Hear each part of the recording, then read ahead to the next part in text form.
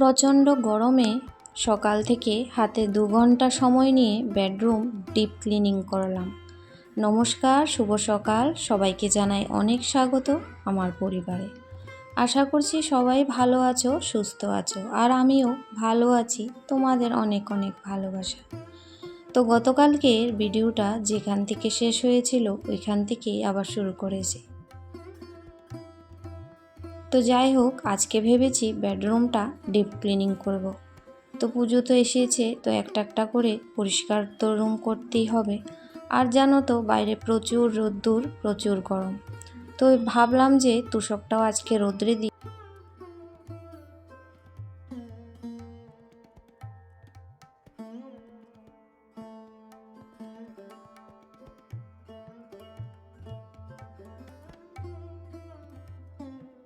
তো তার আগে ভাবছি অনেক তো সময় লাগবে, কাজ করব যেহেতু, তো তেলটা তো বানিয়েছি আর দেওয়া হয়নি।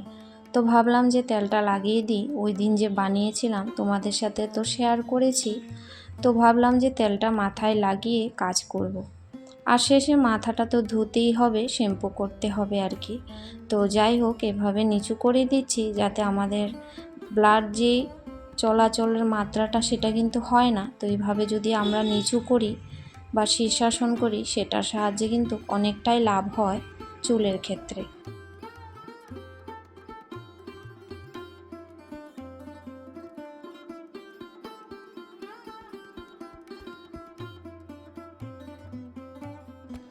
তো ভালো করে তেলটা মাসাজ করে নিয়েছি গোড়া থেকে একদম ডগা পর্যন্ত। তো যাই হোক, তেলটা লাগিয়েছি, এখন ঘরটা ঝেড়ে নেব। আর কাপড় চোপড়গুলো ঢেকে রেখেছি ভালো করে। দেখতে মনে হচ্ছে একদম নোংরা নেই, আমার কাছেও সেরকম মনে হয়েছিল। যখন ঘর দূর দেখবে, পরিষ্কার করবে ভালো করে, জিনিসপত্র সরিয়ে অনেক নোংরা কিন্তু বের হয়। আর এই বছরে 2-1 দিন যে ঘর পরিষ্কার করা, সেটাও একটা ভালো জিনিস। কষ্ট হলেও জিনিসপত্রে যে একটু নড়িয়ে চড়িয়ে যেই ধুল ময়লা মাকড়সাগুলো একটু ভালো করে পরিষ্কার হয় আর কি। তো যাই হোক, পাখাটাও কিন্তু ঝেড়ে নিয়েছি, আর এগুলা তো পরে সব কিছু মুছতেই হবে।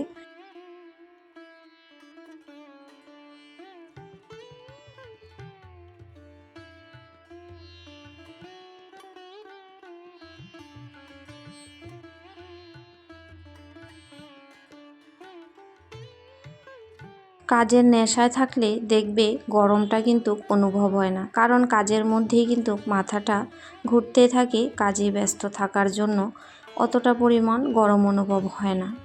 যে পরিমাণ রোদ্দুর উঠেছে, মনে হচ্ছে কোনো কিছু যদি আজকের রোদে দেওয়া হয় সব শুকিয়ে কাঠ হয়ে যাবে।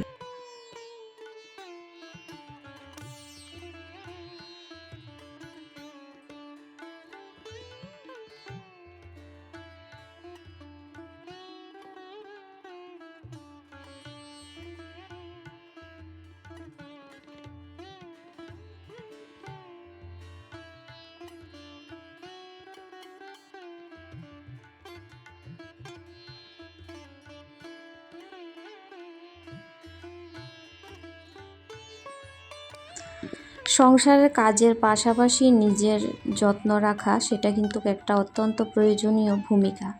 আমরা যদি নিজের শরীরের যত্ন বা নিজের খেয়াল না রাখি, সংসারের কাজগুলি করতে কিন্তু একান্তই একটানা ভালো লাগে না। কারণ শরীর মন যদি দুইটাই সুস্থ না থাকে, কাজে কিন্তু মন বসে না। সেই জন্য সময় সময় নিজেকে একটু ভালো রাখার জিনিসগুলোও কিন্তু করতে হয়। অবশ্যই কাজ তো আমাদের ভালোবাসার জিনিস, কিন্তু তার সাথে নিজেরও কিন্তু আলাদা করে একটা ভালো লাগা থাকে। তো যেরকম কেউর হতে পারে কোনো পছন্দের রান্না, কোনো পছন্দের গান, কোনো বা পছন্দের একটু বাইরে ঘুরতে যাওয়া। তো এই সমস্ত কিছুই কিন্তু কাজের ফাঁকে ফাঁকে আমাদের গৃহিণীদের করা দরকার।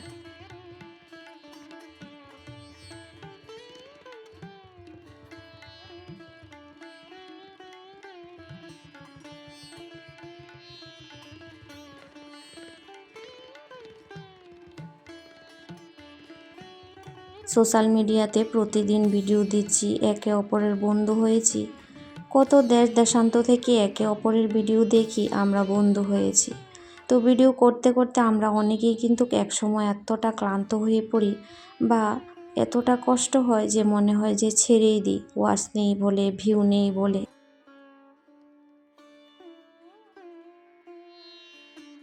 সেটা ভেবে কখনোই ভেঙে পড়া ঠিক না। মনের জোর আর সাহস থাকলে সব কিছুই সম্ভব। নিজেকে সবসময় মোটিভেট করতে হবে, আমি পারবো। সবাই যদি পারে তাহলে আমি কেন পারবো না? না হলে যদি মাঝে মাঝে মনে হয় একটু বেশি ক্লান্তি, একদিন রেস্ট নিলে কিন্তু সেরকম কিছু আমাদের ক্ষতি হবে না। তো মনটাও একটু ভালো লাগবে, তার মাঝে থেকে ভালো লাগাগুলি তো আছেই।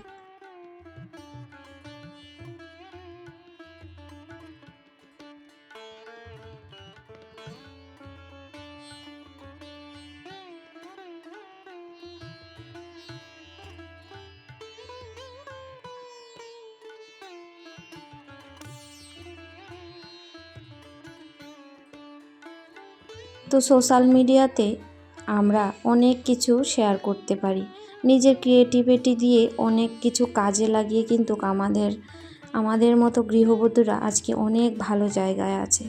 একদম ছোট্ট ছোট্ট পরিবার থেকে তার ঘর সংসারকে, নিজের স্বপ্নকে অনেক বড় করেছে। ধৈর্য আর কষ্ট, একটু ধৈর্য আর কষ্ট করলেই কিন্তু জীবনে সফলতা থেকে কেউ আমাদের বঞ্চিত করতে পারবে না। তো মনে মনে নিজেও অনেক সময় ভেঙে পড়ি, আবার নিজেকে ঠিক আগের মতো সেই শক্ত করে তুলি। না, আমাকে ভেঙে পড়লে চলবে না, কারণ যেহেতু আমি এটার মধ্যে অনেক সময় অনেক কষ্ট দিয়েছি। একটা ছোট শিশুকে যেভাবে আমরা লালন পালন করে একটু একটু করে বড় করি, এই ওয়াইটির মধ্যে যে আমাদের চ্যানেল আছে সেটাও কিন্তু সেটার থেকে কম নয়। কত কষ্ট আর অক্লান্ত পরিশ্রম দিয়ে যে চ্যানেলটাকে একটু একটু করে বড় করিয়েছি আর তোমাদের ভালোবাসা পেয়েছি, তো সেটাকে কিন্তু ভুললে হবে না। সেই জন্য সবসময় নিজেকে মোটিভেট করো যে এটা আমি পারবো, আমাকে পারতেই হবে। সকলেই যদি পারে, আমি কেন পারবো না? সেই কথাটা সবসময় ভাবতে হবে। কখনো কখনো হয়তো ভেঙে পড়লেও একটু সময় নিজেকে দাও, কিন্তু তারপর আবার উঠে পড়ো, উঠে দাঁড়াও যে আমাকে করতেই হবে, আমাকে পারতেই হবে।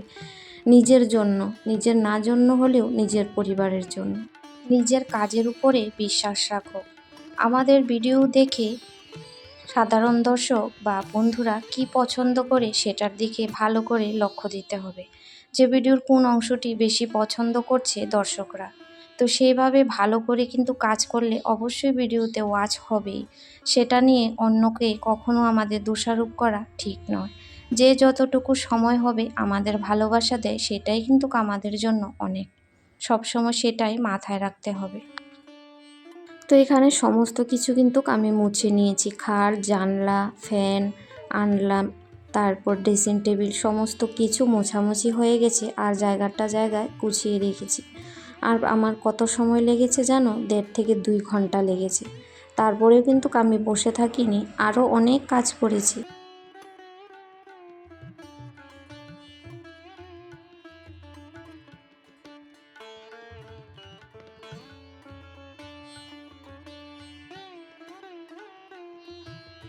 তারপরের কাজ হলো ওই সিঁড়ির ঘরের উপরে, সিঁড়ির যে অংশগুলি সেগুলাকে ঝেড়ে টেরে সুন্দর করে মাকড়সা একদম পরিষ্কার করে তারপর স্নান করতে করতে আমার 2:30 বেজেছে। তো 2:30 বেজেছে, আমি 1 ঘন্টা কিন্তু রেস্ট দিয়েছি, তারপর ভিডিও এডিট করেছি। তারপর দেখো রুমটা কত যে আজকে চকচকে লাগছে, আমি কি বলবো। আমি নিজেই জানি রুমটা থেকে কত নোংরা যে বের হয়েছে। তো যাই হোক, এই যে সন্ধ্যাবেলায় চলে এসেছি।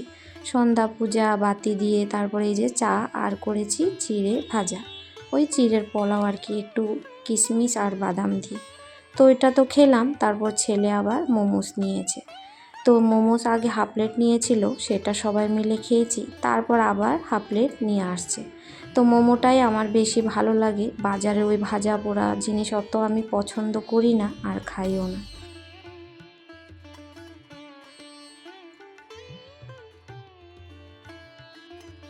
তো আজ রাতে আর কিন্তু ভাত খাবো না, এগুলি আমার খাবার হবে।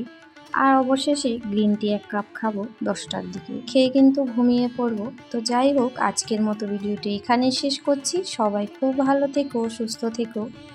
আগামী দিন আবারও আসবো নতুন ভিডিওর সাথে।